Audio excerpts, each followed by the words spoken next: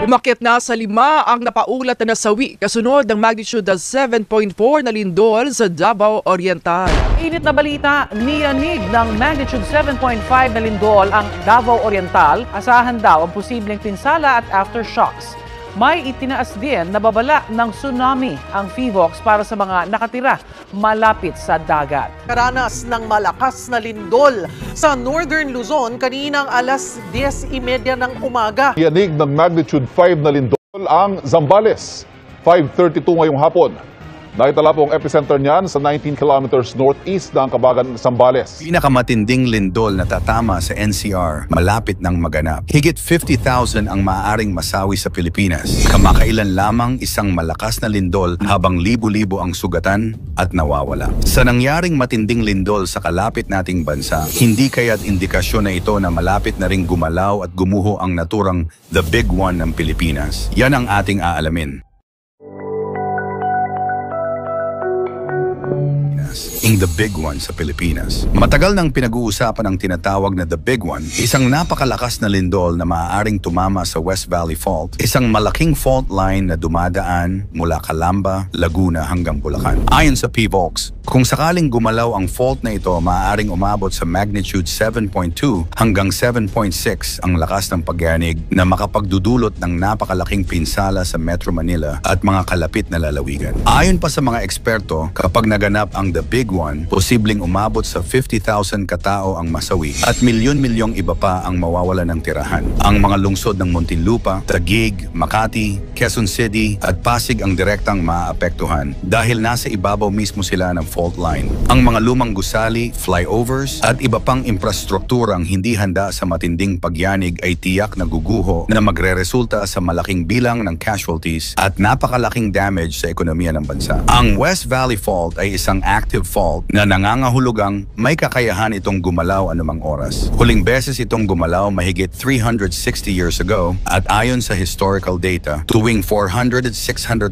taon ito muling lumilindol. Kung pagbabatayan ang cycle nito, maaaring nasa loob na tayo ng time window kung kailan maaaring mangyari ang isang malaking pagyanig anumang oras. Historical earthquakes sa Pilipinas, malalakas na pagyanig noon at ngayon. Sa tala ng US Geological Survey, USGS at PHIVOLCS, tatlong magnitude 8 na lindol ang naitala sa Pilipinas mula noong 1990s at lahat ng ito ay naganap sa Mindanao. Narito ang ilan sa mga pinakamalalakas na lindol sa ating kasaysayan. December 2, 2023, magnitude 7.6 sa Hinatuan, Surigao del Sur. Sa ganap na 10:23 PM noong Desyembre 2, 2023, isang napakalakas na magnitude 7.6 na lindol ang tumama sa northeast ng Hinatuan, Surigao del Sur. Ramdam ang matinding pagyanig sa buong Caraga Region na nagdulot ng malalaking bitak sa mga kalsada, tulay at gusali. Dahil sa tindi ng lindol, maraming residente ang napilitang lumikas mula sa kanilang mga tahanan, lalo na nang maglabas ng tsunami warning ang PHIVOLCS. Ilang oras matapos ang lindol, tinanggal ang babala pero naiwan ang matinding pinsala. Maraming bahay ang nawasak, ilang bayan ang nawala ng kuryente at daan-daan ang iniulat na sugatan. July 11, 2024, magnitude 7.1 Sultan Kudarat. Eksaktong 12:47 AM. Noong Hulyo 11, 2024, isang magnitude 7.1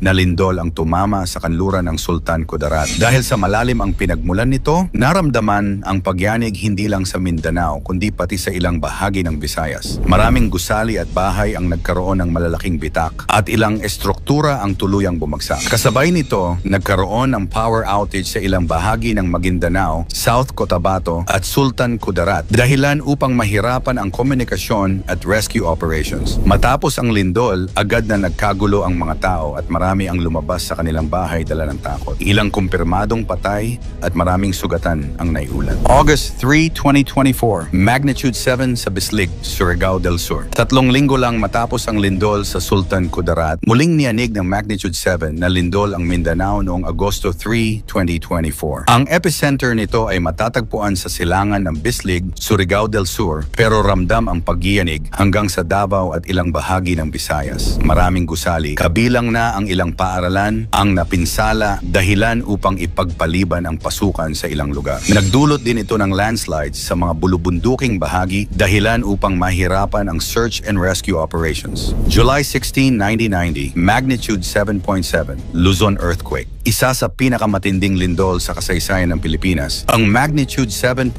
na lindol noong Hulyo 16, 1990 na tumama sa Nueva Ecija at nagdulot ng matinding pinsala sa buong Luzon. Sa Baguio City, halos isang linggo bago nakarating ang tulong dahil sa landslides na bumara sa mga daanan. Isa sa pinaka-nakapanlulumong insidente ang pagbagsak ng Hyatt Terraces Hotel na kumitil sa buhay ng hindi bababa sa 80 katao. Sa Cabanatuan City, Nueva Ecija, bumagsak ang gusali ng Christian College of the Philippines habang may klase, dahilan upang mamatay ang 154 estudyante at guro. Samantala, sa Dagupan City, naranasan ang tinatawag na liquefaction kung saan lumubog ang ilang gusali sa malambot na lupa na nagdulot ng matinding pagkawasak at nagresulta sa 17 pagkamatay. Sa La Union, halos 32 katao ang nasawi matapos gumuho ang ilang gusali at lumang simbahan. Sa kabuuan, umabot sa 1,621 katao ang namatay at mahigit 3,500 ang sugatan. Kapansin-pansin na wala pang magnitude 8 na lindol sa loob ng nakaraang 40 taon sa bansa.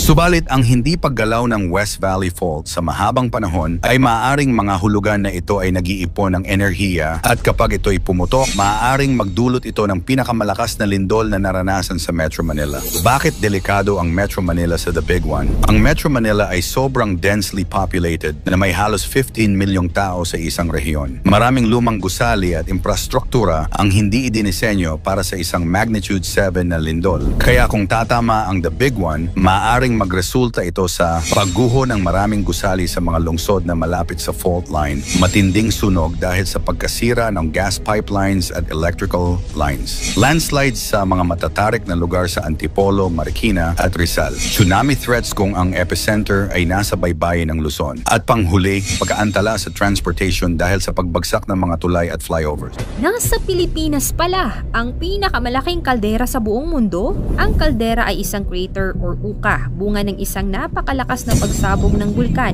at pinaniniwalaan ng mga dalubhasa ito ay nasa ilalim ng karagatan ng ating bansa. Saan ito matatagpuan sa Pilipinas? Madiskubre ng New Zealand-based marine geophysicist at Filipina scientist na si Jenny Ann Barreto ang pinakamalaking kaldera sa buong mundo. Tinawag niya itong Apu-Laki Caldera, hango sa Philippine God and Sun and War, na matatagpuan sa Philippine Rice or Benham Rice. Isang 13 milyong ektaryang underwater plateau o elevated na bahagi ng seabed sa silangang bahagi ng Philippine Sea at kanlurang bahagi ng Luzon, malapit sa baybayin ng Aurora. Ang Apu-Laki Caldera ay may lapad na diametro na 150 kilometers, higit sa 2 beses na mas malaki kumpara sa dating pinakamalaking kaldera ng planeta, ang Yellowstone Volcano sa Amerika na nasa 60 kilometers lamang ang laki. Ang laki ng ating kaldera ay maikukumpara sa Shield Caldera sa Mars na Olympus Moons na nasa 80 km by 65 km ang laki at lalim. At sa Sacagawea Shield Caldera naman na nasa 150 by 105 km ang kabuuang sukat. Ang underwater volcano na pinagmula ng Apu-Laki Caldera ay hindi aktibo at walang posibleng banta sa paligid nito. Ang tanong ngayon, handa ka na ba kapag nangyari ang pinakamalalang lindol sa Pilipinas? Ikomento mo naman ito sa ibaba. Huwag kalimutang i-like at i-share. Maraming salamat at God bless.